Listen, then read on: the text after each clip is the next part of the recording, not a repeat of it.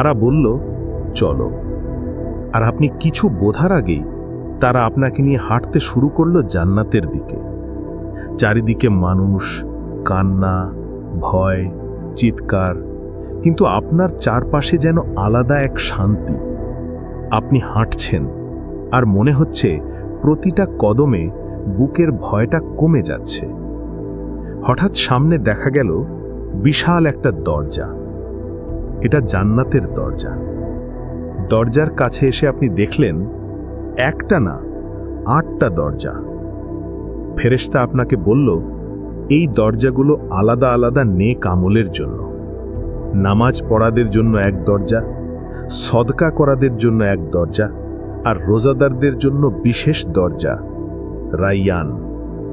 তারপর এক ঘোষণার মতো করে আপনার নাম উচ্চারণ হলো। আপনি থমকে গেলেন, কারণ এখনই ঠিক হবে আপনি কোন দরজা দিয়ে ভেতরে যাবেন। একটা কণ্ঠ উচ্চারণ করল আপনার নাম। আপনি কেঁপে উঠলেন, কিন্তু এটা ভয় না,